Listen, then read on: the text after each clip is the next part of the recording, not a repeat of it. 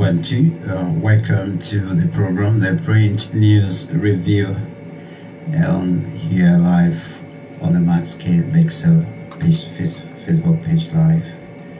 I would sincerely apologize. Won't be able to be live on YouTube, but you will get to watch it on YouTube later on. But welcome to the show. It's Wednesday midweek, today the 10th as well, 10th of October 2018.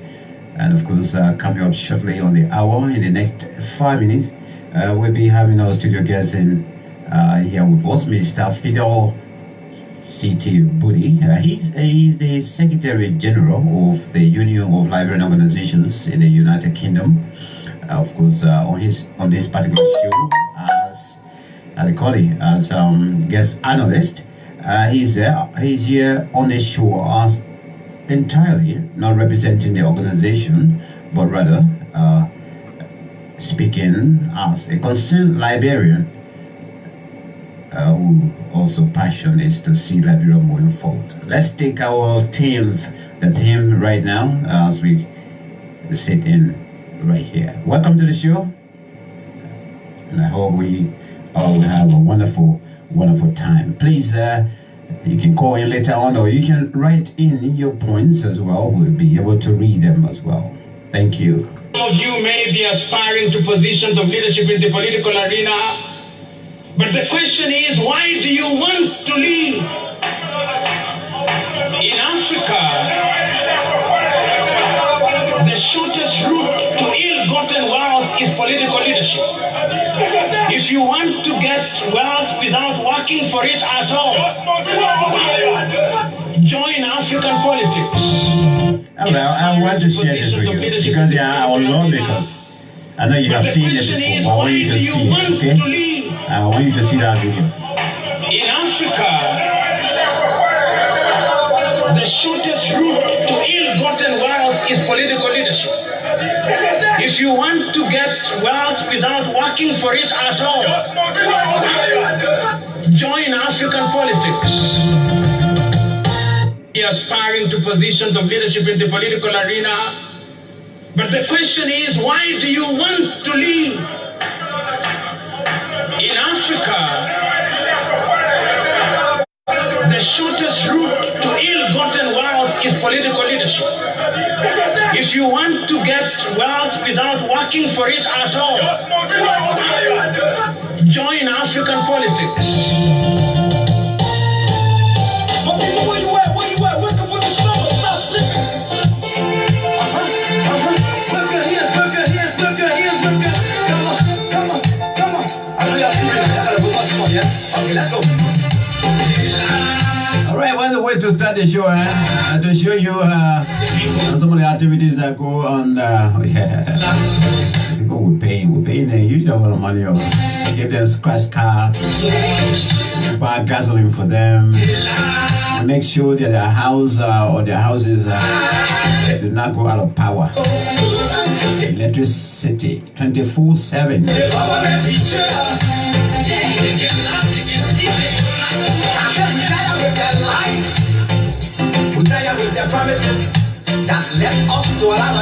So welcome to the show, the Print News Review. We're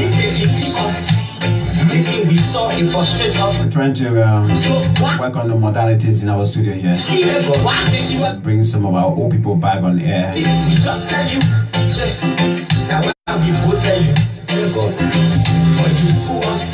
You screw us, you use us and build us, abuse us. So why? Let me say hands up to all the champions. Those are pushing for all of the establishments, the war crime codes, economic crime codes, the TRC recommendations, implementations as well. Thank you so much. Thanks to all of you, wonderful people. Innocent souls, the tears of the innocent souls are your paid. Don't want to trust. My people don't want to hook on nobody. My hope that I have I'm telling you, brother. So where are the schools? Where are the roads? Where are the taught that they say they were born? The people tired with their records. People tired, they tired. You see the reason why we ask why the government betray. They happy not for time, but they're just scared they delay. People suffer. No more, but people crying. Go back. Your vision and your mission, your intention to the nation is go. You got nothing to show. Nothing. So why? The government should lie. Why? But the question that we ask, they lie. The people sue us. The people lie to us. The government betray us. They betray us so much. I said they lie. The people sue us so. The people lie to us. The government betray us.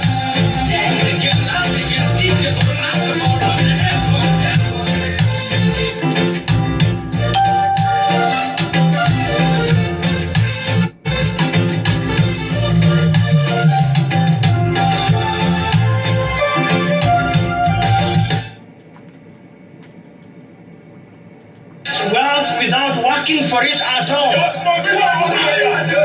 Join African politics. Where you at? Wake up from the slumber, stop sleeping. Clap your hands. Come on. I know y'all sleeping. I gotta put my song, yeah? Okay, let's go.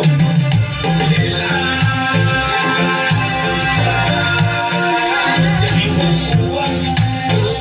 The people lie to us. The government betray us. They betray us so much. I said they lie. The people sue us. The people lie to us. The government betray us. They get lie, they get steal. I said we tired with their lies. We tired with their promises that led us to a lot of damages. We're tired with their speech they preach in D and now you need to deceive us. Anything we saw it frustrate us. So why did you lie? Why did you steal? Why did you lie? There's tendencies to be. See, we just tell you. Now why we will tell you. But you fool us, you screw us, so you use us and little abuse us. So why? The government should lie. Why? But at the question that we ask, they lie. The people fool us, the people lie to us. The government betray us. They betray us so much. I said they lie. The people fool us, the people lie to us. The government betray us. They get lie, they get steal, they go round. They don't want to trust. My people don't want to hope on nobody. My hope that I have, I've been broken. I'm telling you, bro. So where are the schools? Where are the roads? Where are the doors? They say they were poor, but they too selfish. The people tired with their records. People tired, they tired. You see the reason why we ask why the government betray. They happy not for time, but they're just scared they delay. People suffer. No more, but people crying. Go back.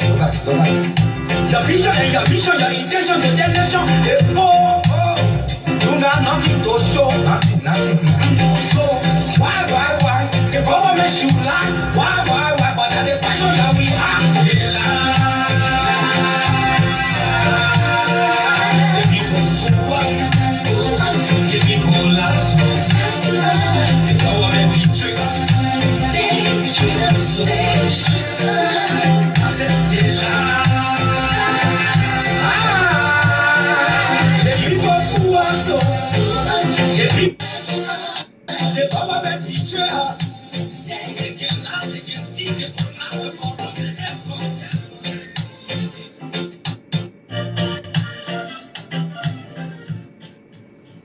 Once again, I say good morning, good evening, good afternoon to each and every one of you, wherever you are. Welcome to the program.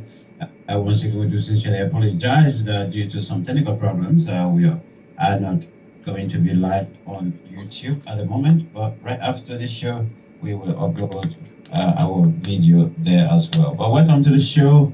It's great this midweek for us to be back on this platform, the print news review. And what a way as well to start the show, for you guys to see what is happening in the House of Representatives and our took place last year. But it's great to be back.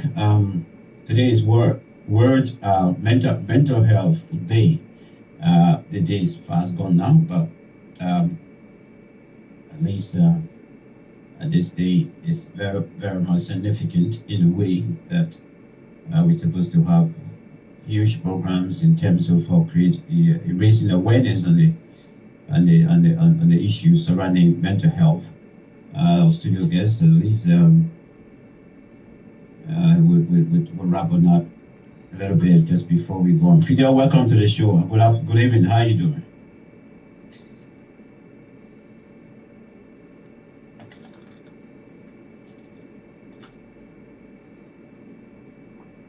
Frozen. So we got the call back. Feel free to also share the video. We welcome you. When he calls right here.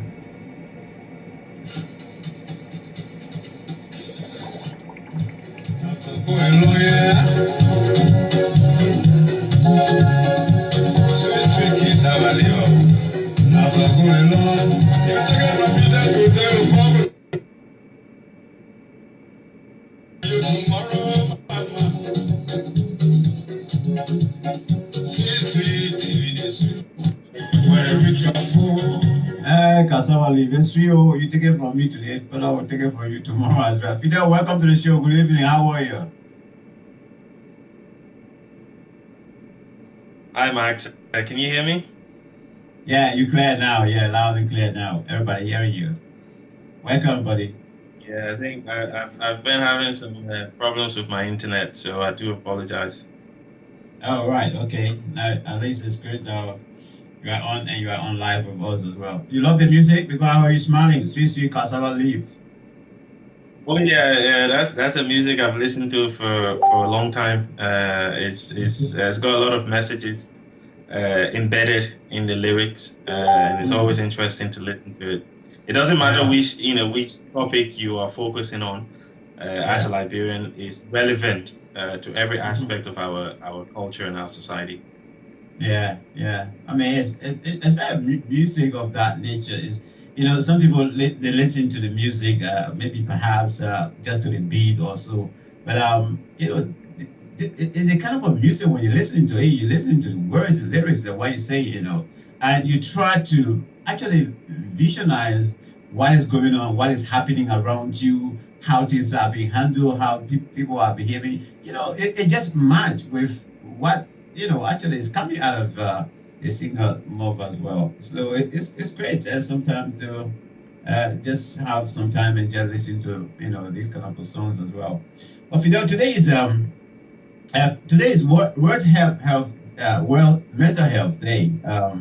I've been posting quite a lot, not quite a lot, but at least just to remind people. I even shoot some went on YouTube and got some materials there today this afternoon, and I was some pieces of advice and knowledge sharing on how to deal with mental health and how to actually manage it as well. But the only thing I couldn't see today on the social media trending is any news with respect to how Liberia actually handled the day to day. That's including the Ministry of Health, the Ministry of Gender, National Social Security and Welfare Corporation. I didn't see anything of that nature. First of all, from your perspective, how do you think such a day is supposed to be actually, whether it's to be celebrated or supposed to be executed as far as event is concerned? Well, do you mean here or do you mean Liberia? No, I'm trying to I'm attaching it now to our own country of birth, because we got a serious problem there. Well, I think we as a country, Liberia is at a different place compared to other countries. So if you look at countries in the West, where issues of mental health is more prominent in national debates, in Liberia, up until now, there are terminologies that are used to describe people who have mental problems that you and I will not agree with in the least, and we will frown at, at worst. So it's a societal situation that we need to address. So people need to understand in Liberia that mental health is a can't denigrate people who are suffering from an illness because it is an illness, and we should treat them with dignity. I happen to be friends with one of the ladies who runs the mental health department at the Ministry of Health, and I've not spoken to her for a few months, so I'm not sure what has been done. But in my many trips to Liberia earlier this year and some parts of last year, I listened to a lot of radio talk shows that she had, trying to encourage Liberians to understand the importance of good mental health. Because the thing about mental health, Max, is all of us suffer from mental health issues from time to time. There are times where you are working on a piece of project that is very stressful.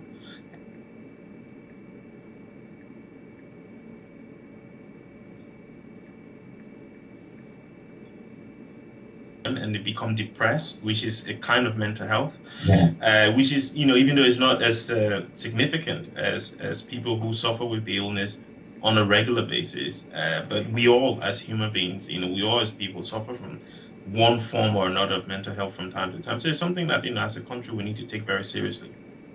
Mm.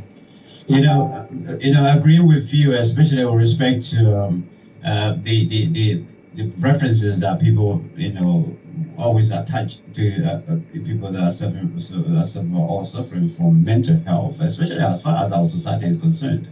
Probably it's one thing that we really need to educate our people. I've been, when I go home, sometimes I have the opportunity to appear on radio shows. I try to say, look, we have to get away from these terminologies now. They're no longer in use, because when you begin or you still continue using these terminologies like this crazy man, this crazy woman also, you're putting them in a box that you don't want to associate with them. And like you said, quite frankly, you and I won't agree, with anybody who want to continue using these terminologies or so, but rather,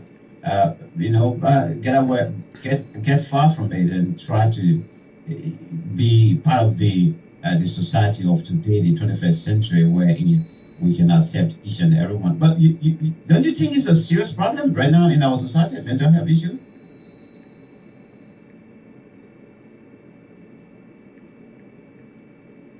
All right, I think Fidel is having some problem with us. Fidel, are you there?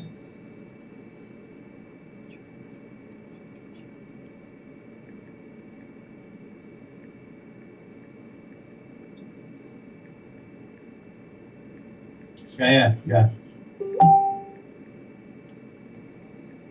All right, I think we're having some delay between Fidel and I. Let's see whether he can call back, and then we continue with this. Regrettably, what I said, even in my post early or late this afternoon, was that issues such as this, we could see some ministers coming on, especially ministers that love going live on Facebook. These are issues that some of them supposed to be coming to talk about, to share their thoughts and their knowledge on the issue as well. But let's see. Let's go back to the board and see whether we can get. Okay. Welcome to each and everyone. We highly appreciate it if you can share this video as well, invite somebody to watch it. Okay, there. Let's just get your final thought on this. Then before we move on to the topic of the day. Yes, you are in flight. I have to apologize, Max. Let me apologize for the I'm away from home at the moment, and the internet where I am is not the best, so I do apologize. Yeah, you were in flight. You can land, and then maybe we'll move on. Yeah, I think, look, we, as a country, I believe that we are lacking behind We've been exposed as a country to information. We live in a global world where information dissemination is accessible to most places as it is everywhere else. We haven't gotten to that place as a society where we can actually deal with the issues of mental health, the discrimination and stigma attached to it, but also the way people are treated in a non-dignified way. People are called names. In Liberia they use the C word, which is something that you and I will probably not use. To call someone who had some mental health issue using the C word, and it is. I've got friends here in the UK and in Liberia who struggle with some of these issues, and when you've seen it firsthand, you understand the magnitude of the problem. And as a country, you would hope that, I think the point that you made, that our country would have made more of an effort to use today as a day of awareness, for people to understand that, people with mental health issues are people who are normal human beings who just seem to have issues at a certain point in time. And like I said earlier, all of us as people will have issues with mental health, at one stage or another in our life. We'll be going through some difficult times, and for that moment or for a period of time, I've suffered from, as an individual, I've suffered from depression at times. Back in 2004, I think it was, I had to go and get antidepressants from my GP. But at the end of the day, those are things that a lot of people probably wouldn't want to talk about. Because they're fearful of what the stigma will be. And, we live in a country where, even though, and I think we need to be very clear about this, even though the UK, for example, is far ahead of Liberia, the UK is not out of the woods. There are a lot of cases in this country where people are very naive is not the word, they're very, I don't know what word I can use, but people are not aware of the actions that they take and how that affects individuals with mental health. The way they treat these individuals, the way they downplay them, the way they melt out ill treatment against these people. We've seen them on the news. You and I would know people personally who talk about people with mental health in a very derogatory way. And even the UK, as far ahead as we are of Liberia, as a nation, they have issue. But the question you asked was, what about Liberia? And the question, it's a very good question. It's a question that you hope that someone like the current Minister of Health, who has worked in the US and in the West for a long time, who would have come across issues of mental health and the importance of dealing with mental health issues. Because look, Max, people with mental health usually have very ill thoughts. A lot of people with mental health, when they don't receive the care and support that they need, have ill thoughts about themselves. People want to harm themselves in very fatal ways as well. And that's why it's so important. You talk about AIDS, Max, and there's a lot of money that's been invested in AIDS. People can live for many, many years with HIV and AIDS, and live decent and normal lives. When someone suffer from mental health, on the other hand, Max, it's very visible. You can see that this person is suffering from mental health, and people stigmatize them because of that. And that is why I believe, as a person, this is my personal opinion, that people with mental health, whether it's here in the UK, where we still need to do more work, or in Liberia, where a lot of work needs to be done, these people need to receive more attention. They need to receive care and acknowledgement of the issue. They need to be supported through their daily lives. And look, Max, we need to really try and break the societal notion that people with mental health issues in Liberia are, less of a human being, or they shouldn't be treated in a certain way. I think it's wrong, and I think you're right that the government of Liberia, through the Ministry of Health, especially with a minister who's had the Western experience, should have done more to really carry out a national campaign of awareness for people to know that you can come forward, you can talk to people when you have a mental health problem. You're not a second-class human being. This government will make sure that you're protected. If someone stigmatizes you or discriminates against you, if you don't get given a job because of your mental problems. Because look, Max, when you have mental issues, you are a human being. You still have your senses right. It just means that you suffer from certain level of stress and certain levels of pressure on your mental faculty from time to time. It doesn't mean that you can't live a decent life. You can't contribute significantly or even more than people who don't profess to have mental health. So those are things that we would have expected the government to do, and I think they've missed the mark, like really, really badly. Yeah, indeed, I must agree with you. The only thing of the difference between there and here is because here I think the awareness is there, and a lot of people, including celebrities now, they do come out to speak out and tell their stories. The brief story you just told us here is another story that can move another person to tell their story as well.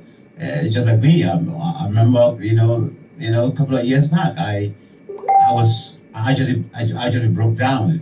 I can say it was so bad to the extent that not only medication, but I have to receive serious attention in terms of the support that I needed, counseling and everything. And even at the university, once upon a time, thank God that in almost all of the universities here, they have kind of a support when a student is struggling like that, or so, and you just go for kind of an interview. So, and once you get your department know about what you're going to, they can get it. Unlike Liberia, something like that isn't there. And these are just support that we need as individuals, as people, because I agree with you, and it is quite worldwide now that mental health. Don't see somebody who is super rich or billionaire or millionaire and say they don't suffer from mental health. No, every one of us, one way or another, we can't escape it. Mental health is everybody's issue. So that's why some nations, some other countries, they investing in it as well. And according to today's report, in fact, mental health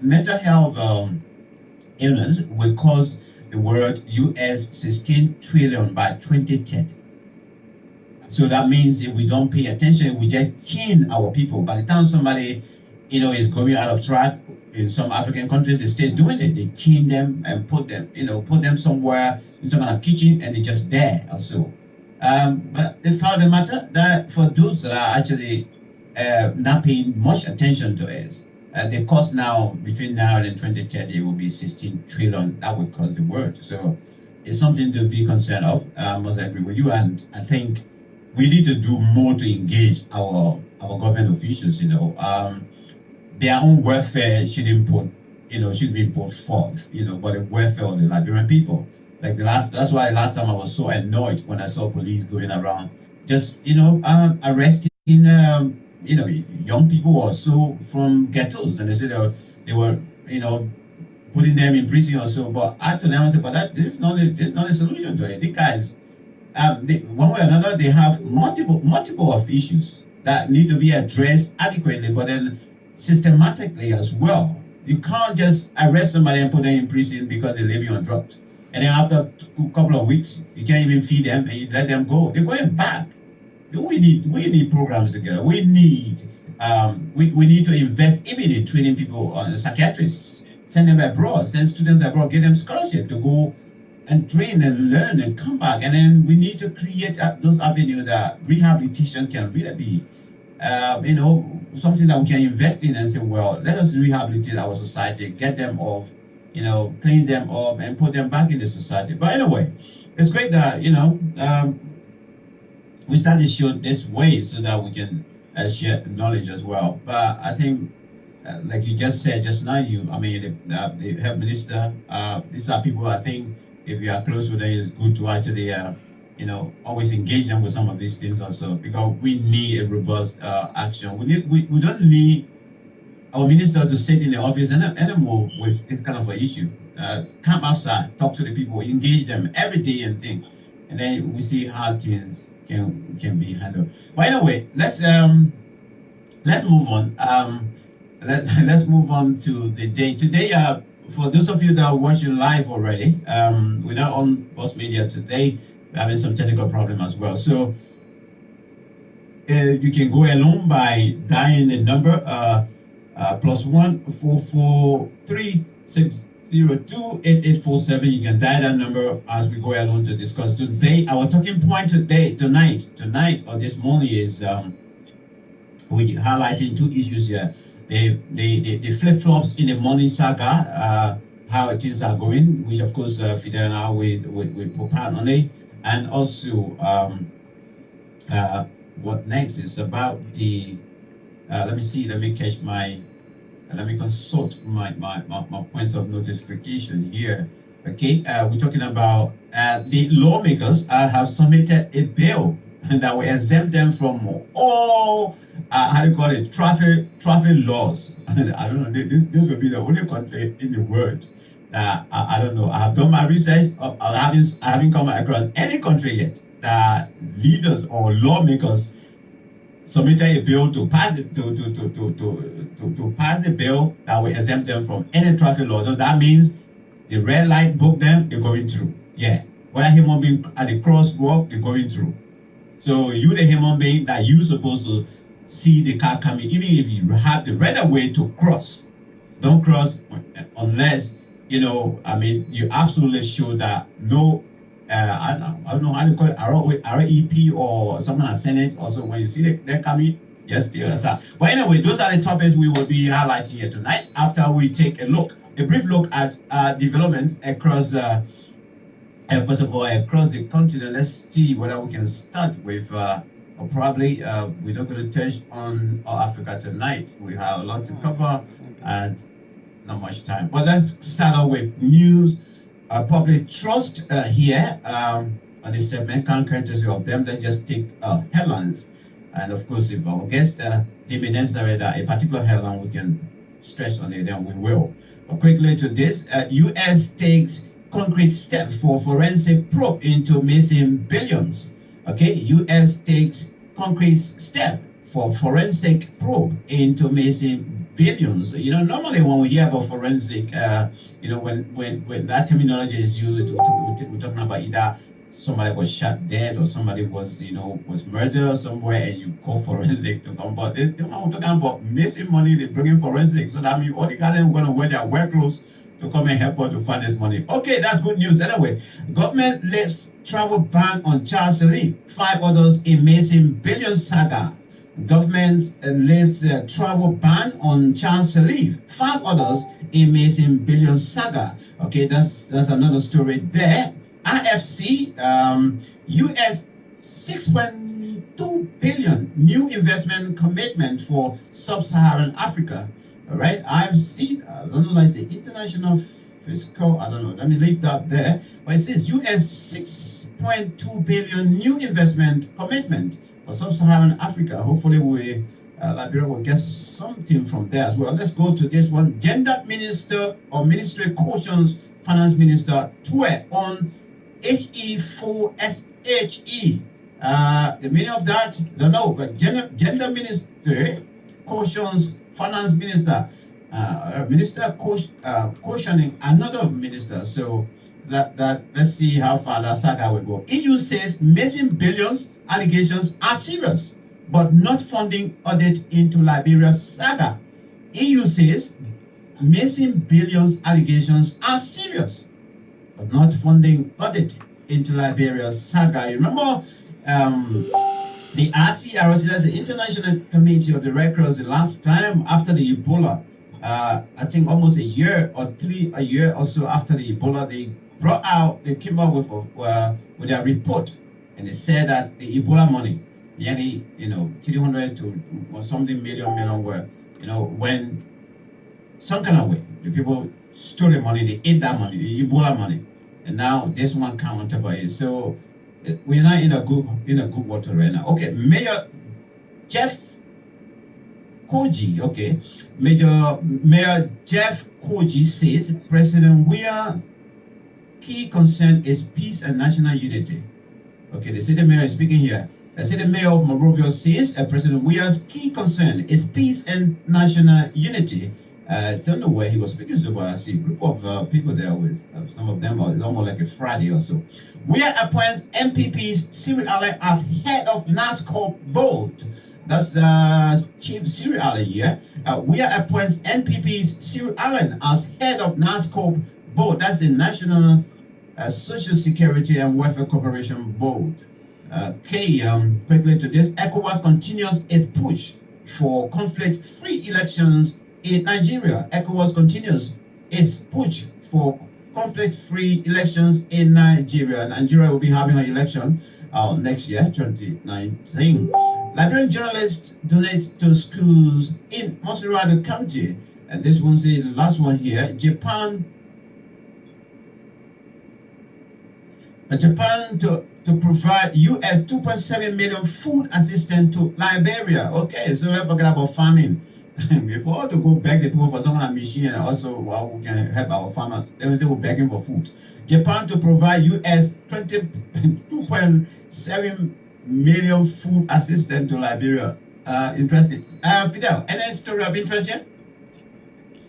I think there's one story that I probably want to just say something about quickly, and that's the one about the gender ministry cautioning the Ministry of Finance. I was reading the story a couple of days ago where there was a policy at the Ministry of Finance barring women from going into the ministry because they had certain colors in their hair. So if a woman dyed her hair blue or green or something like that, then the Ministry of Finance and Development Planning came up with a policy that those women will be banned from entering the ministry. Now, our country is a joke, and I think there's a lot of times that we sometimes some things you hear are so deplorable that you just don't even bother to comment on it.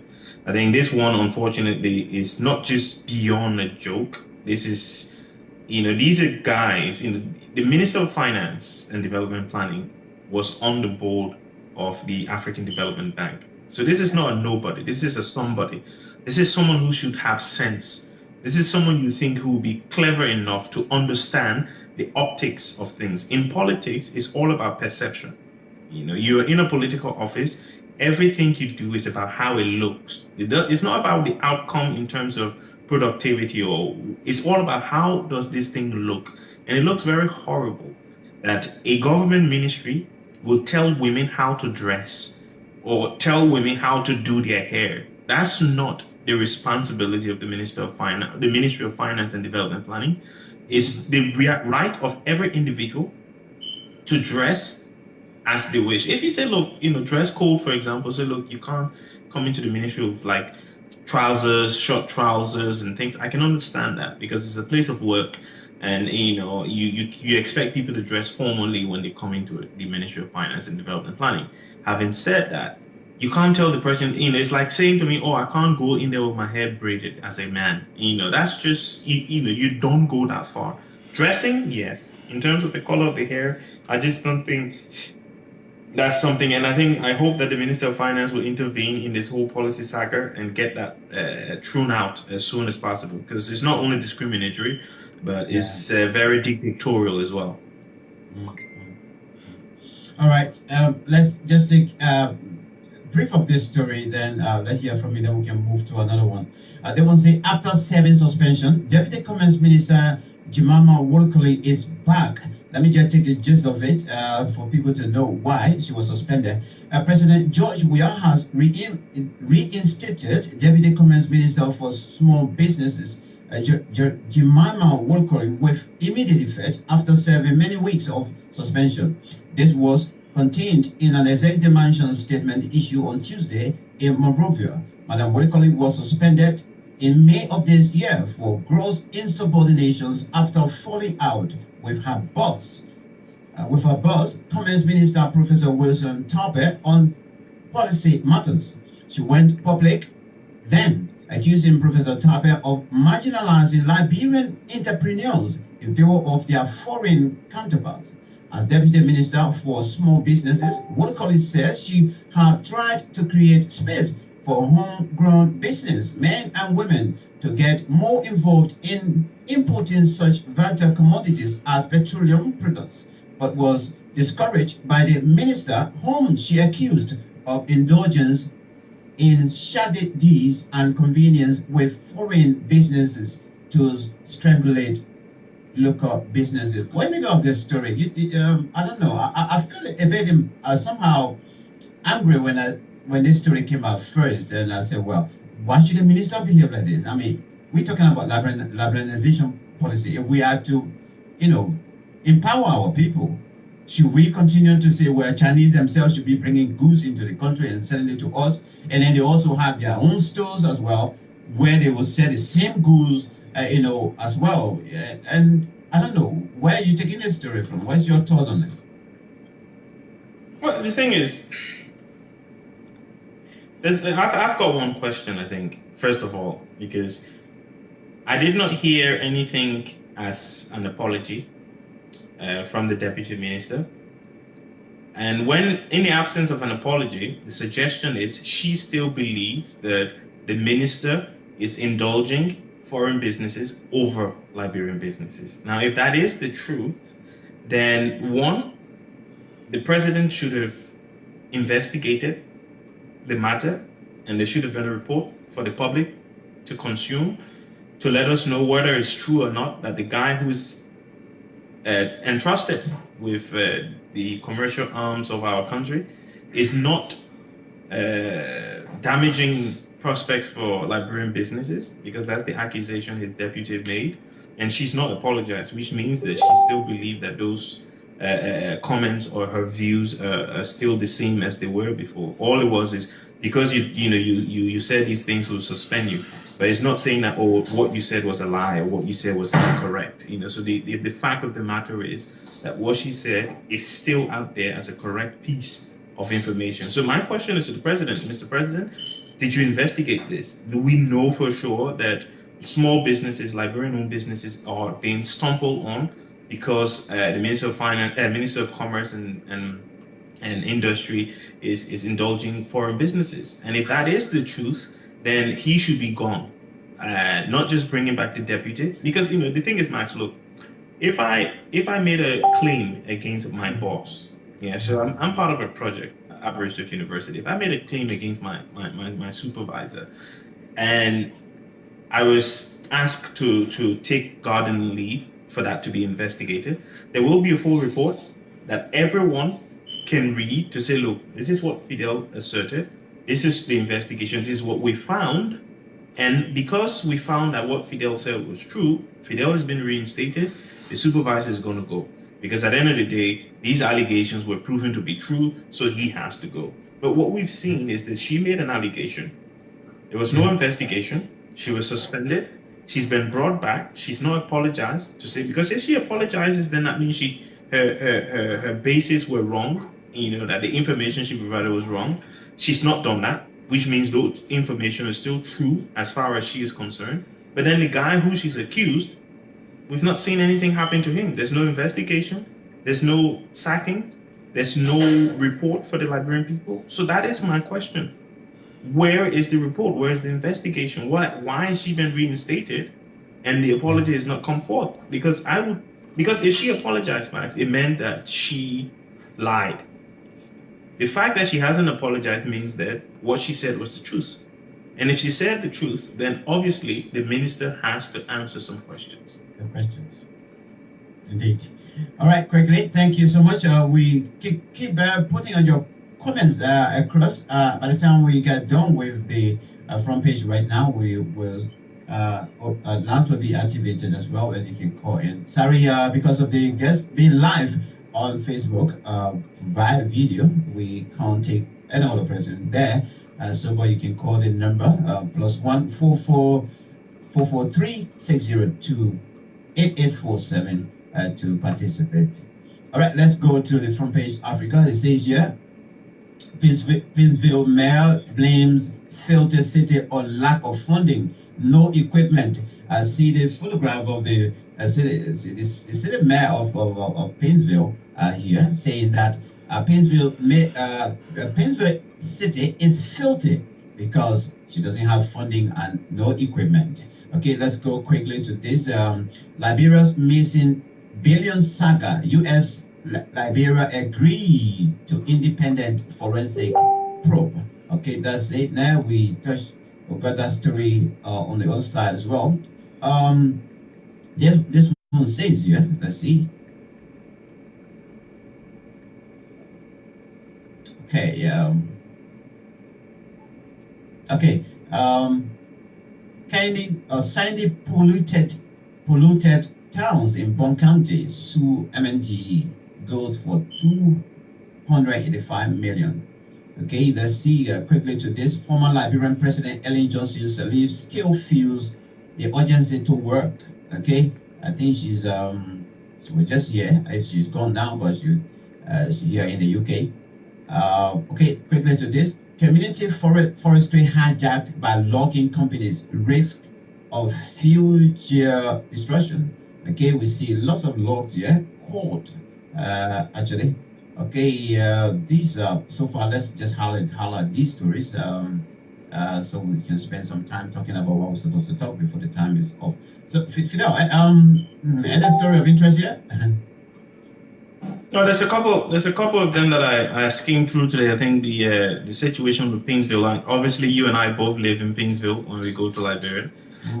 So you know I happen to I happen to be acquainted with the lady who is the former city mayor of Painesville, you know, and she did a brilliant job, Sivette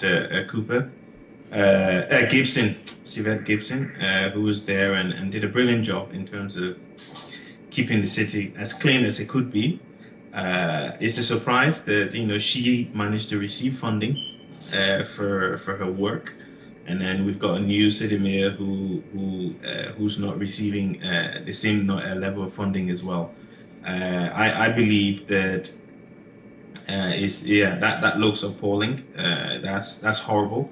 That is a public health crisis in and of itself, because the individuals that have to use those facilities, because those you know what you see there, Max, when it rains, and you know I think we're still in the rainy season in Liberia. It washes away some of the rubbish. It goes into the water supply that a lot of people use to drink, to cook, to use around the houses.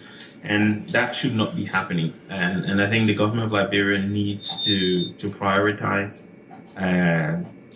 waste management. I do not understand, Max, how President Sirleaf was able to do that to a certain degree. And we've got a new government in power that could use the cleanup campaign or the cleaning up of Painesville City as an opportunity to enhance its so-called pro-poor agenda, because the government could, like short-term funding to the city corporation to employ young people in the city who do not have jobs, so they can help to accelerate the process of cleaning the city, and at the same time make ends meet for themselves as well. So look, it's deplorable for the city of Painesville to be like that, and I don't understand how. Money was there before and there's no money now. So that is definitely an issue. I think the other one I wanted to talk to quickly, which is kind of linked to this in terms of the water supply, I think is the towns in Bon County, where, like mining for gold is a very dirty work, because you have to dig into the ground. There's a lot of mud, a lot of dirt, and not only that, but the chemicals that apply to kind of clean the gravel and all that kind of stuff as well, and those chemicals make their way into the water supply, into the the biodiversity of the county and in those towns, and they are being affected, and obviously they've decided to. And I'm just it's funny because I'm just in the process of writing a paper that talks about political reactions from below, where communities in rural spaces where big companies go in and endanger their livelihoods can come together and react to these multinational corporations. And this is an example of that in Liberia. And I take my hats off to them and hope that their case can be heard, and that the proper ramifications can be melted out against the perpetrators of these crimes against the people of Bone County. Yes, indeed. Let's hope things will be handled in a proper way. But I am really concerned as well, Fidel, because I've seen what happening in Sierra Leone. The last time a friend of mine sent me a photograph there where the forest has been depleted by foreign so-called investors. They're cutting the trees down. They're not replanting. And this is causing this will cause serious problem, because the last time we know last year, a kind of erosion took place there and a lot of people died. And I think this concession our people have been signing for us. I'm not quite aware if how much investigative background they've done, where these people will be, and even the checks and balance, because you can't just say okay, these people they decided they took this forest or close to this forest or so to do this mining or that mining or so, but then perhaps they just chunk them there and forget about them. They don't even know what is going on there. All we know, we're just sitting in the city. We're just sitting in Monrovia with everything. We don't even know what's going on there. So I think our lawmakers need to wake up for their people. Or as by the time we look in the next 10 years or so, we might lose a lot. The ecosystem, everything will be gone.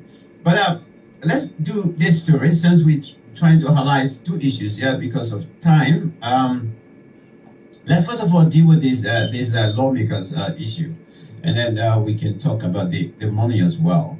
But let me just pick on the story instead of going through other headlines on this paper. Which says here, lawmakers submit bill to exempt themselves from traffic laws. And this story came out 2 days ago, actually. All right, let's give you a gist of this story, and we'll go back to Fidel to give us a.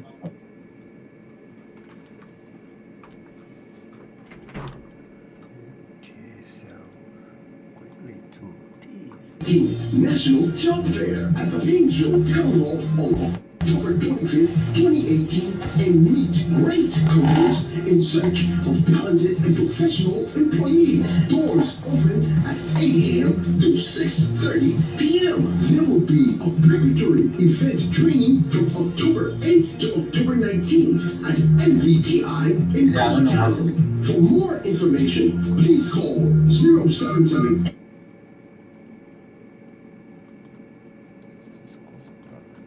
I don't want to talk this one. Somebody didn't want to.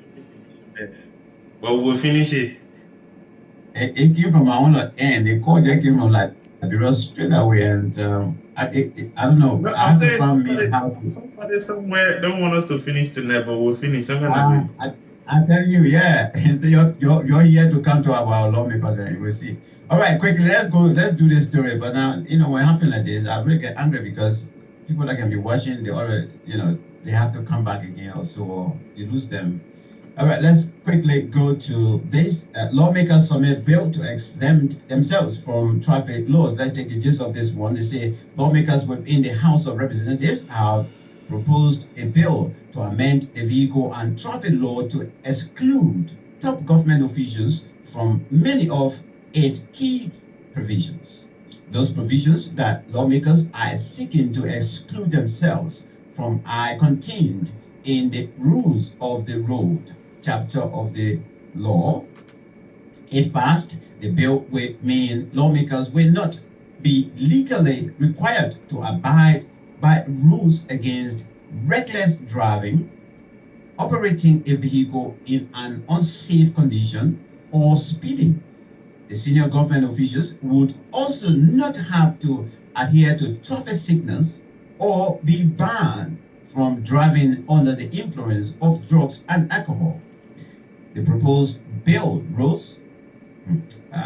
reads, the provisions of this chapter shall not be applicable to vehicles owned or operated by the convoy of the president, the convoy of the president's spouse, the convoy of the vice president, the convoy of a former president, the convoy of a former vice president, the Minister of Justice, the Minister of Defense, the Minister of State, the Minister of Finance, the Minister of Foreign Affairs, the Chief of Staff and Deputy Chief of Staff, the convoy of the Speaker of the House of Representatives, the convoy of the President pro tem of the Senate, the members of the legislature, the convoy of the Chief Justice, the Associate Justices of the Supreme Court, the Liberian National Police and other agencies of national security apparatus of the government as maybe sick designated by the President of Liberia. As the law currently exists, the only exclusions are provided for persons, motor vehicles, and other equipment while actually engaged at work improving or maintaining a highway, and vehicles operated by public service corporations while actually engaged in work on the installation or maintenance of public service facilities or on adjacent to a highway. The bill has already been received by the House Committee on Transport, headed by Representative Emerson Kamara of Grand Cayman County, 3rd District, Mary Kawo of Grand Basil's 2nd District in the co-chair of the committee. The committee presented a report on September 6th to the plenary. As lawmakers are proposing changes of self-interest to the vehicle and traffic law, the law, which was written in 1972, is long overdue for a more comprehensive rewrite.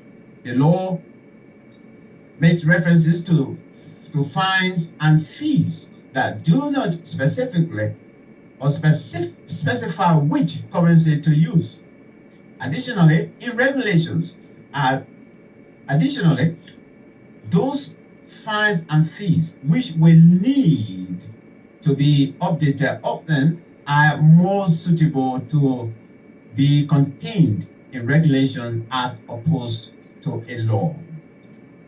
The move to exclude themselves and other top government officials from abiding by the rules of the road comes just a few months after 2 lawmakers had their vehicles stopped by inspectors from the Ministry of Transport for not being registered. During the routine inspection of vehicles on Monday, June 11, a vehicle belonging to Representative Yeke Y. Kolba of Maserati District 10 was impounded by Ministry of Transport inspectors for not being registered, in addition to the driver lacking a driver's license. All right, let me stop there. I know what the story gave me. We'll get a great of it now. My man, this is where we are. What's your take on this? Let me just ask you a general question. What's your take on this, generally? Well, a very good friend of mine said to me a few days ago that he's fed up, with Liberia. He's given up. He doesn't care anymore. These guys can do whatever they want to do. And I was saying to him that, look, we cannot give up on Liberia. But this story is pushing me to a place where, I can see where he's coming from, Max. It's not about what people do in other countries. Yeah, because if it was the case, then our lawmakers wouldn't be doing what they're doing. If they were looking at other countries, for example, countries like Ghana, where lawmakers make only $5,000 a month, if they were looking at other countries in terms of how people are respecting the law and making laws that empower their people, then, we can say, oh, yes, it's cool. But at the end of the day, Max, this is a travesty. This is so far from reality. This proves a complete detachment from the needs. Look, this government is supposed to be a government in the interest of the poor people of Liberia. Yeah. This is a pro-poor government. So now you want to drive a motor vehicle without paying taxes, and then you get stopped, and then you decide, you know what, let's come up with a law that will exempt us from all traffic rules. So not only are you self-seeking in that regard, but then you're taking money away from the government of the Republic of Liberia.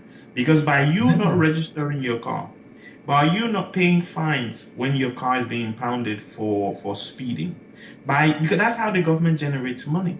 So you are now saying, no, even though I take 15,000 US dollars a month from the government, even though I get X hundred gallons of gasoline, I still don't want to pay $100 or $200 into the government coffers because I don't want to register my car, or because I don't want to pay a fine. This is just, it's probably the worst thing that any, but look, Max, is it surprising? I would say no, because the Liberian people deserves what they're getting, because the Liberian people voted for these individuals. The Liberian people went to the polls in October last year and voted for these guys to become their members of the legislature. So they deserve what they're getting. These are the people that they voted for. If you're blind enough to not see, you don't need to be academically educated to see that if someone is saying to you, even though you elected me to make laws to make your life better, but I will make my life better and you can continue, because that's simply what they're saying. We will be exempt, but you still have to go through it. If you break the law, if you drive fast, if you at the end of the day, these guys are taking, they're making a mockery of the Liberian people. But I would say, look, the Liberian people deserve it because they had the opportunity to vote for individuals. Well, I don't think we deserve it. I don't think so. The sense of character to do the right things for them, and they chose to vote for a bunch of individuals who biggest thing that they care about is boasting morale. That's the biggest thing right now in our government. Everybody wants to boast their morale. It's a morale government. So that's where we are, and the Liberian people have to live with it. Look, we live in a democracy, and the only way you can get rid of these guys now is in 2023, I think. So we have to wait. Liberian people have to wait. So some of them 2020 is the senators. Well, yeah, so at the end of the day, the Liberian people have to wait until then to make a statement. But they had the opportunity to make a statement. They did not take the opportunity to make a statement. Fidel, just before I come to some contribution from our fellow Liberians who are watching, I see a couple of them commenting on this subject as well. I mean, you and I have been here, especially for some of you as well that are watching right now, living in the diaspora. Driving out of the bounds of the rules that govern the traffic. Don't you think that poses serious hazard to the pedestrians, the public as well? Well, Max, I watched a news program. No. It was a documentary I watched, I think 2 months ago, that referred to Liberia as one of the worst places to drive. One of the unsafest place to drive in the world. And already in Liberia, I was in Liberia in April and May this year, and I remember taking a picture of one of the police commissioners, who, we were heading towards Central Monrovia, and he or she, because I don't know whether it was a he or a she, came out of the traffic and went into the oncoming traffic to try and get ahead of us because we were stuck in traffic. And I was sat there saying to myself and thinking, this person is supposed to be the person that upholds the law. You are a commissioner of the Liberian National Police. And this is what you are doing. You are breaking traffic rules because you don't want to be stuck in traffic. You want to get to work on time. Everybody wants to get to work on time, but we're all stuck in the traffic and we're waiting until the traffic moves so that we can get to work. But you, who should be upholding the law, you're breaking the law. And the point I'm trying to make is these guys, the representatives, the ministers, the commissioners of police. They do this anyway. The law is on the book that says don't do it, but they're doing it. So all they're trying to do now is just make it legal. That it's legal for them to do it. But these guys were doing these things anyway. You know, right now, you know, I remember talking to another friend of mine about every minister has a convoy. You know, Minister of Justice has a convoy, Minister of Finance, Minister of Foreign Affairs, everybody has a convoy. You know, you're thinking, this is probably my brother, the Prime Minister of this country, the 5th largest economy in the world, a permanent member of the Security Council, one of the biggest influencers when it comes to neo-colonial politics in the world. Her convoy is 3 cars, including the one that she sat in. 3. And when she's going somewhere, they don't block the entire road. They just block the lane that she's in. And it's not really blocking it. She's siren on, you get out of the lane, she drives past. They just put the cars on the side. As they pass, you just jump. Exactly. 3 cars. And she drives through. The Queen convoy is, I think, about 6 cars. Yeah. This is the head of the UK, the head of Australia, the head of Canada, the head of New Zealand, and the entire Commonwealth. She drives a convoy, 6 cars.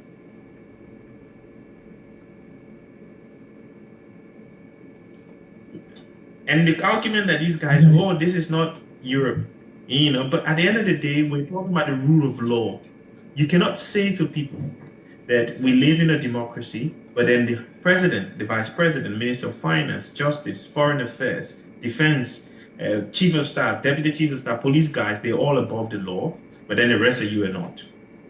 That's just horrible. That's rude. That's a complete insult to the Liberian people. But like I said, the Liberian people deserve what they're getting. They voted for these guys. We're not talking about the president, because the president is not doing it. The president is not doing this. It's the individual members of the House of Representatives that are doing this, not the president. The president is not doing this because the president's convoy. Sorry, go ahead. This is my question. I mean, why should we have the laws on the ground then? Why should we have the laws on the book? Yes, indeed, I agree. Some of you already given some feedback with respect to how the driving is done in Liberia. I know I sometimes get angry. Sometimes I will, you know, if you're driving opposite lane and you come to me, I will just park my car. And I've been doing that. And sometimes some of them will get down. Do you know who in that car? Do you know who in that car? I don't even care. I'm on my right lane. I will remain here. I remember arguing twice like that. It was so serious. The person came down and asking me, do you know who am I? I said, well, this is not about knowing who you are. This is about respecting the traffic laws. I am on my right lane. I'm not going to move this car. If you want, you can take your gun and come and shoot me. That happened right on Komotan there, in Komotan. But that's it. Let me just take a couple of comments and we can move forward. But to be honest with you, I'm getting really, really concerned if these people pass this bill and it is enacted. I'm telling you, we will look very, very shameful in the eyes of many, many, many countries. To be honest with you, that, oh God. All right, let me take this one from John Buakai. Thank you so much. Our lawmakers are now setting themselves above the laws of the land because they have ruined the country through institutionalized corruptions that they are yet to be held accountable. They now feel better than the people who elected them. This is sad. Thank you, John Buakai. Let's go to this. Kenny vexed. My gosh. From when the lawmakers make themselves exempt from traffic law, that is the downfall of Liberia. When you allow that, what next? Exemption from taxes, murder, pure madness. Thank you, Kenny. Let's go to this. Fred Shafar. When President Weah started cultivating his newly acquired retreat area in Grand Cru County, most of these Zogus who love him so dearly will be sent out on that farm for rehabilitation. That's the time we're talking about mental health, and my brother talking about sending somebody on the farm for rehabilitation. I don't know how would that work, but thanks for your contributions, Fred. Let me continue here. John Buakai, this is elitism is one of the many vices of our country. Thomas Awaji, I never wanted to give up on Liberia, but damn, it's becoming more and more likely. My brother just, Fidel just shared a story of a brother, another brother again.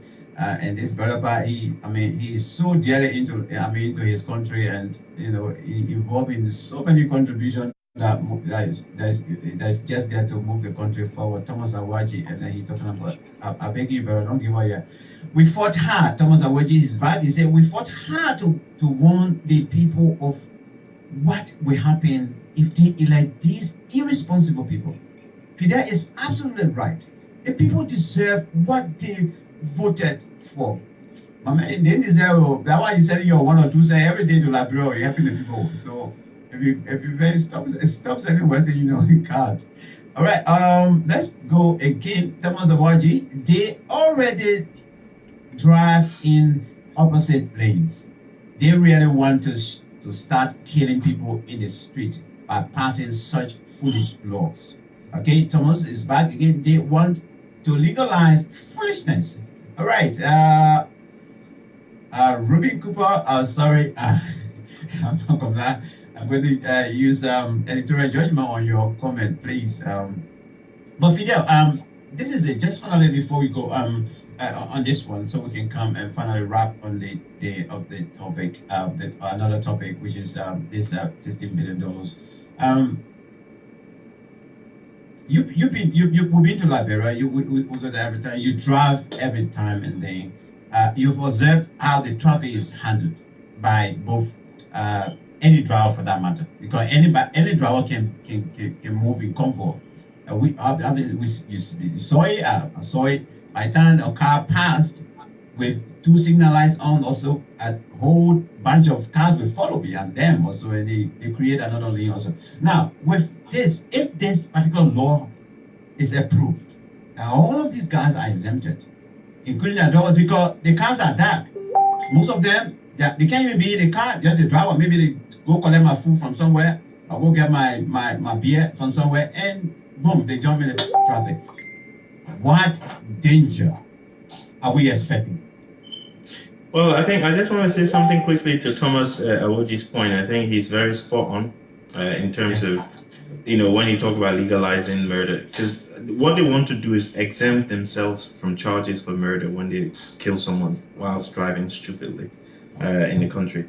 That's just the point I wanted to make on that. I think, look, Max, the situation we have now is such that these guys are unaware, or they, when we were growing up in Liberia, one of the things that people said to us on many occasions is like Liberian people, we're quick to forget, and we forget that in 1980, the reason why we had a military coup in Liberia is because of elitism that my former prof John Barker just mentioned. The reason we went to, the reason that President Dole was almost murdered in 1985 was because of elitism. The reason we went to civil war in 1989 was because of elitism. The reason we went to war in 1999 was because of elitism. And the fear is, and I always, for me, I keep these things in the back of my mind. The fear for me is if these guys continue down this route of complete. Because before, we used to blame it on the Congo people. Everything was Congo people. Now, Congo people ain't there no more. We, the indigenous people, or the natives, or the countrymen, whatever you want to call them, who now have power, are being even... Because the thing is, when you had the American Liberians running the state of affairs, this one is like rubbing it in. They were not rubbing it in people's faces like this, and we still decided to go after American Liberians. These guys are like doing it and then rubbing it in the faces of people, like saying, look, you can't do anything. It's like saying to someone, I'm slapping you and you can't do anything about it.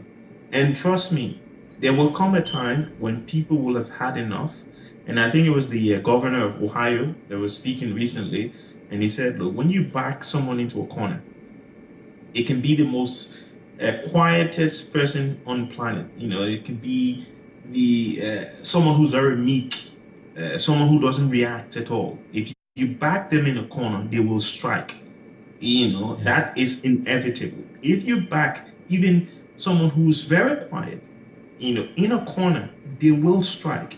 And I'm fearful that if these guys don't listen to reason, if they don't stop the nonsense that they are carrying on in Liberia right now for their own self-gratification at the detriment of the ordinary Liberian people, there will be a strike back, and they will not like it. Well, we will not like it because we will all be affected. And I'm praying to God that they sit down, take a hard look at themselves and the things that they're doing, and start to seek the interests of the Liberian people. This pro-poor agenda hasn't worked for the last 9 months. Everything that they are saying that they've achieved so far are things that President C.T started. So they're just completing. It's like you take the test, you halfway through, and then someone come and complete the test for you, and they say, "Oh, I scored 90." No, you didn't score 90. I already completed 60% of it, so you didn't score 90. So at the end of the day, they should stop taking credit for what President C.T started. They should start to seek or start to implement the pro-poor agenda, and in a way that is going to affect the lives of ordinary people. You talked about briefly the money that Japan's giving. We need to take that money and invest that money in agricultural projects across the country. Put the money into farmers. Get rice mills. Get the equipment for people to produce more rice in Liberia. Liberia imports close to $200 million of rice every year. That's too much for a country of our size. That's too much. We need to start to come up with projects that can cut into that amount. Say, look, this year we want 50 million of that money to stay in Liberia so that I can go into local farmers. Let's buy rice from local farmers. I'm the president. I'm asking all of my ministers to only eat country rice. President Doe did it. President Talbot did it. Let's only eat country rice and see what's happening. Everyone will start to eat country rice because the president is eating country rice. And then what we're doing is we're putting pressure on farmers to produce more rice.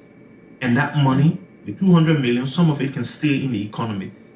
And that's how you grow your GDP,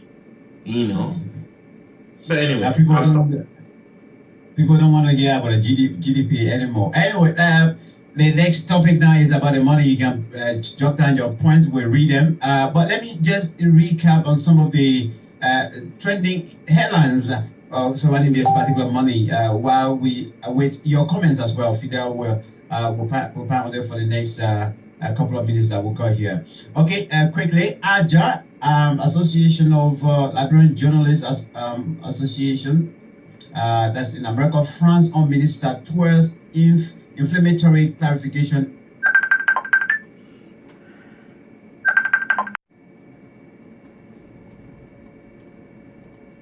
Amazing money saga. That's another headline. Let's read this one. Finance Minister Samuel Twer contradicts previous admission of missing money. Another one says here, Liberia Council of Churches detaches from missing billions probe holes talks with. I think that's the time they were also included in the investigation, but they decided to leave. They said they don't want to be part of it. Okay, quickly to this. Where administration plays blame game over missing container of money. Another headline says here, government acknowledges missing container full of money, hints at Salif's era. Another headline says, authorities tight-lipped on reported missing container of money from Freeport of Monrovia. And another one says, audit report links Bassa County official to missing scrap money.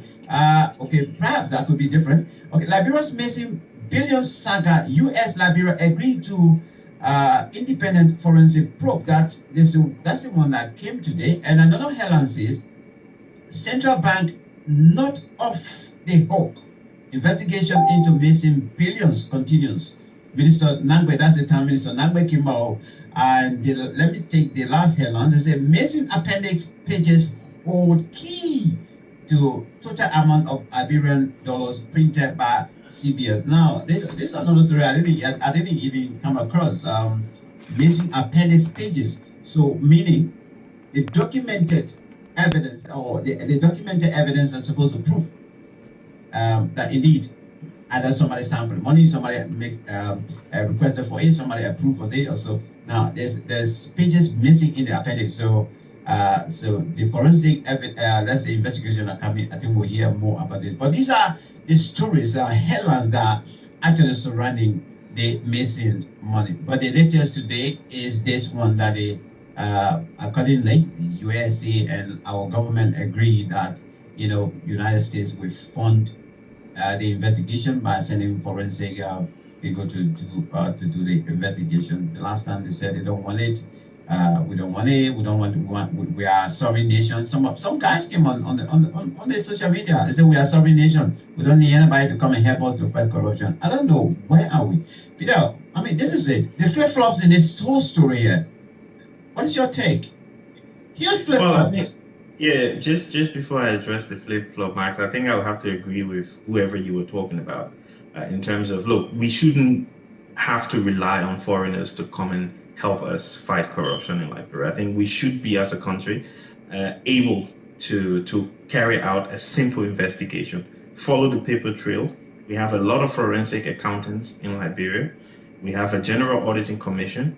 We have the internal auditing authority. We have so many auditing frameworks in the government that we should have enough people capable of finding a container and checking where this money went. So I agree with that person that, look, we shouldn't have to rely on foreigners. But anyway, in terms of the missing money, look, the CBL came out recently and said, look, the money's not missing. The money was brought in, it was signed for, and it was deposited in the vault of the CBL. So I thought that was the end of the matter. All we needed to do is see a report suggesting that the investigation was carried out. They saw where the money was printed, how much came into the country. They accounted for every penny, where it is now, and everything.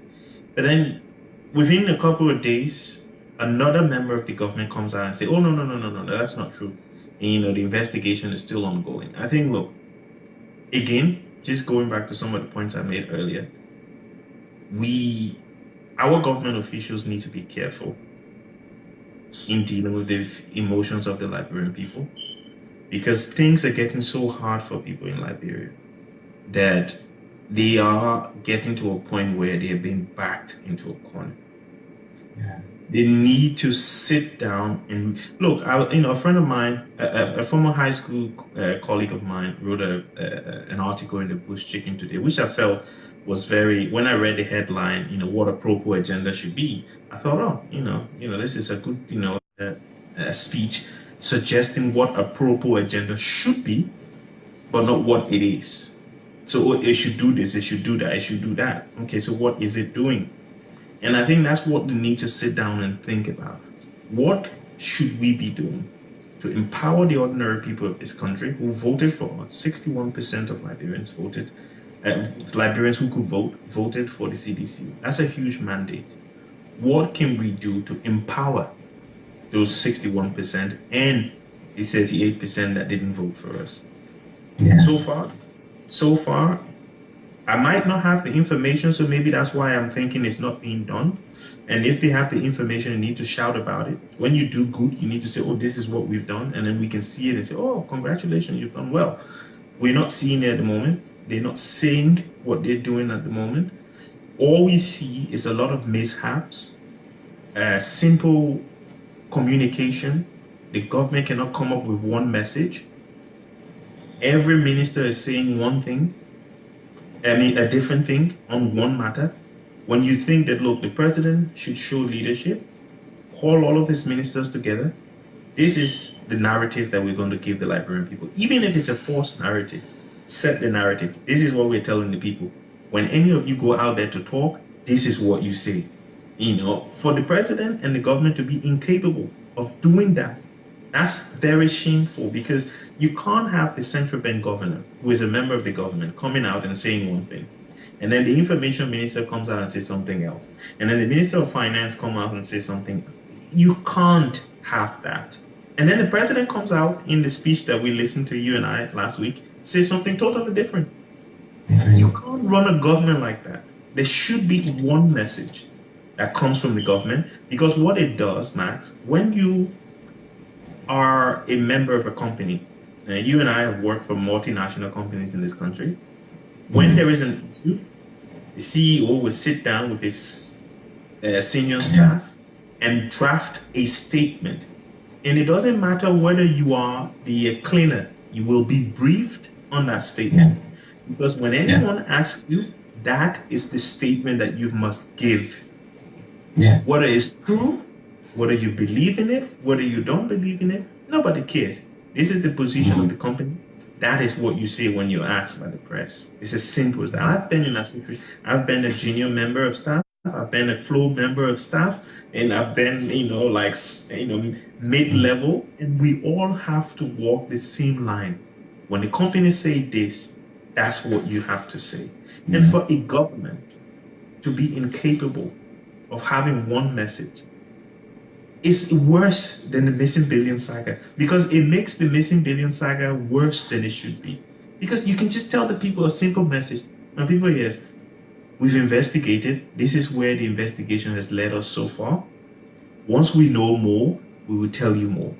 It's simple. You ask Samuel Toy, my people, this is where the investigation is so far. When we know more, we will tell you more. You ask Len Eugene, this is where the investigation is so far. When we know more, we will. Everybody, including the guy who stood next to the president protecting him, which usually does not say anything. When someone asks him, he should say exactly the same thing. That's how you run the government. And that's how you, because I was reading something else today where it talked about Liberia being one of the worst places to do business in the world. This is how you provide confidence for business people, because they can see that this government means business. Yes, it might not have a lot of deliverables at the moment, but when they speak as a unit. So I know when I speak to the Minister of Information, he tells me something.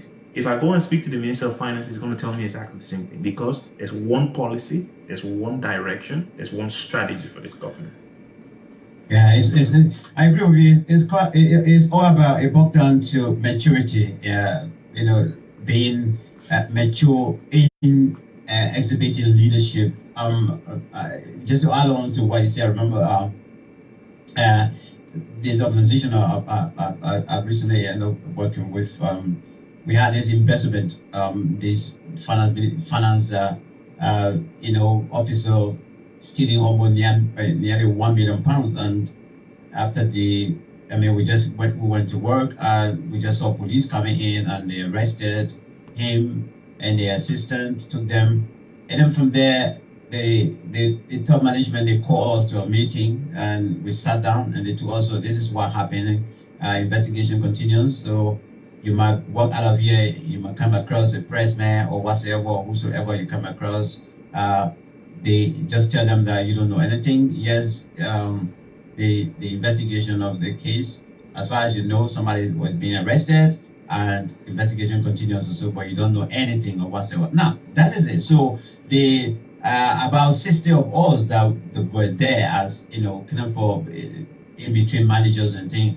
That's what they told us, and that's a story that went on. So that's a trend that will continue. So the moment I was approached by press, arrests were made in your office 2 days ago or so. You know anything about it? I said, well, I know. Yes, I know that arrests were made there, but investigation is in the hands of the hierarchy. I have no dealing with that anyway. Thank you for asking me, and that's it. But I agree with you quite frankly in terms of handling this situation. But I think, to me, quite personally, I want to believe that it went the way it went because God wanted to actually prove that something went wrong and it should be exposed. This is in the interest of every Liberian. So for few people to sit there and control it, I think it was good that it came up that way as well. That all of them were coming up with different versions of what they have to say also. All of that, I have to make quite personally, it was not their own doing. They would say that God was beating them so that's why they were saying different things. Let's take a few more comments, and then we'll come back to you due to time, and since we get because I love to respect your time as well. All right, let's quickly go to this. Okay, Robert Zau, you two, please forgive me for not reading your comments there. Liberia, okay, Rock Man. It says Liberia is a outlaw country. That's a short one there, but yes, indeed. Rock Man is back. You say corruption in Liberia is not a crime. Well, it is, though, my brother. That's why we're calling for the establishment of war and for economic crime. That crime, man. Don't give the garden that support. All right, quickly to this, Ruben Cooper. You want the president morale to come down low. I think that's the term we're talking about. I think the support for I don't know what I'm driving also. Thomas Awaji, 2.7 million for food aid from Japan. When we can grow anything in the country to feed ourselves and have a vibrant export industry. That's true. There was a contribution on that. There's no need for us to do it. Girl, 2.7? Oh, come on, man. Okay, Ruben Cooper, the Sierra Leone is moving ahead. Thanks to the Sierra Leone for electing a competent leader. Indeed, yeah. Ruben Cooper, well, our president said he can't fight corruption because we are related. Total madness. Okay, quickly to this, John Kekula is a respect. I don't know. Joe Jackson, we need our money back, George Weah. Okay, President George Weah, people are still calling for their money. Ruben Cooper says, beat it. Driver, beat it. When you die, that you're worried. I think that's the speech. That's the sound bite that was taken from the speech the president made when he returned from the United Nations. Okay, Thomas Awaji, if there is a crisis anywhere, the leader sits with one or two people and draft a position for press and public. Not everyone is allowed to come out to speak. All right, Thomas Awaji, the people are not mature and competent. And finally, this one says from Joe Jackson, GAR is working for Liberia and is the works of GAR for Liberia government officials to be saying different things. That's what I was saying just now. Yeah, I'm going to move from behind there. All of them come in, they say that. And I want to finish putting as the and the other one go say they want resign. The president, no, you can't resign. But but the latest now, Fidel, just before we wrap up, because of our time, what do you think of these exemptions now that came up late? They say, including Mr. Salif and a few other people. First, it was the central bank. I think they were just trying to pave the way. They already knew that what were coming anyway. So they actually paved the way. They said they want to be exempted from any travel, problem or whatsoever. What do you think of this? You think, we're about to lose this case or what? But the thing is, Max, at this particular moment in time, the facts suggest that money was taken. Yeah. We have to wait until the government makes public her findings of, when the investigation is completed. Because obviously we read earlier as well that they're now bringing forensic accountants or forensic investigators from the US to come and probe this missing money saga. So the money is still missing until, it might be sitting in the central bank until they can account for the money. It's missing. That money must be accounted for. Would it not be a problem, Fidel? These are the people they taught yesterday, even the committee that was said that they have a serious problem. They have a serious attachment to what we're talking about here. And because of that, they decided to take their passport from them and ban them from leaving the country also. But if they come today now and say, okay, you guys are free and whatsoever, why they are off the hook and tomorrow something else come up? Well, I honestly don't know why. I don't know why they would be taking off the travel ban when we don't have a public a report. When the report is not in the public to say what the findings were. I think that's a question that we need to pose to the Liberian government, because it's confusing for any government who has an ongoing investigation and had people restricted from traveling to now lift the restriction without producing a report to the public first? So that is a very good question that the Liberian government needs to answer. I think in terms of the money itself, I think the money is missing. I can give you £100, and you can take that £100 and put it in your drawer, and it's there. But until we see the money, it can still be considered to be missing. So until the central bank can prove to the Liberian people and to the world that the money arrived, that it was signed for and is accounted for, so they can show us this is where the money was deposited, this is how much we've put into the economy, this is how much, because the whole essence of printing that money, Max, was to take the mutilated currency off the market. So we still have the mutilated currency on the market. So you printed 16 billion, which was enough to take the mutilated currency off the market. But then halfway through, because when I went to Liberia last year and we had two sets of money, I'm thinking, why do we have two sets of the same currency? It's like, oh, they printed money, but the money wasn't enough. Well, if you printed 16 billion, which was what was in circulation, then we should have had all of the mutilated money off the market. So if the mutilated money is still on the market, that means part of that 16 billion is missing, and the Liberian government needs to account for it. Yes, it's a possibility that people in the previous government will have to answer questions, and they must answer questions if the investigation goes as close to their doorsteps as it would. But at the end of the day, the money is still missing. The government has a question to answer. They need to answer that question as quickly as possible. And I do not understand why these guys are taking up the travel ban list when the investigation is not complete. But that's why I'm asking, do we risk, especially those of us that are advocating and seeking justice for this money, also, do we risk losing the case? Well, no, I don't think there is a case to be lost. I think, at the end of the day, everybody knows that $16 billion was printed. $16 billion came into the country. It needs to be accounted for. This is not just a Liberian issue anymore. This is an issue. Look, this Federal Reserve in the U.S. Plays a hold on Liberia's account there. Now, you don't do that until you have concerns. Yeah, so this is not just a Liberian issue. There will be a report. Like I said, I just made mention to that story that talks about the U.S., the guys from the U.S. coming to Liberia. There will be a report. We might not like what comes out in the report, but there will be a report. And we wait.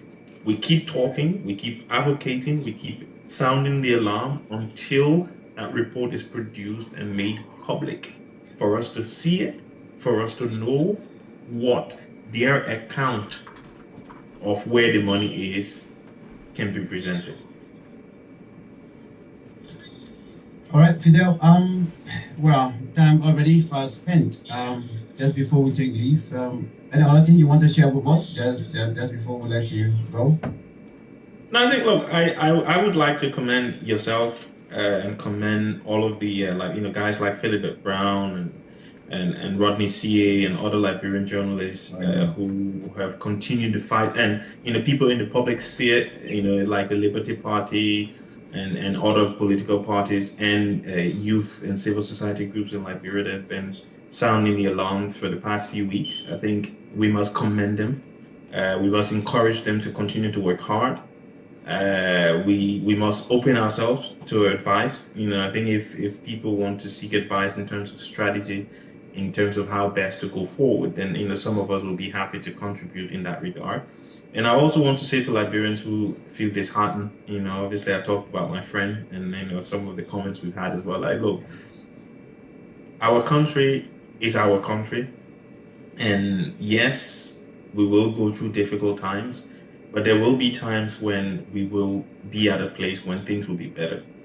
We just have to hope. Liberia, they say, better days. We have to hope for better days. That Liberia will get better. That hopefully, at the next elections, Liberians can make a wiser choice, and that people can be elected who can take the country forward in an honest way, because they will make mistakes, Max. Things will be difficult. I remember writing a piece before President Weah took office, and I said, look, it doesn't matter who became president of Liberia, it will be difficult because the world is in a different place. the things that we rely on, rubber and palm oil and iron ore, the prices of all those things have dropped on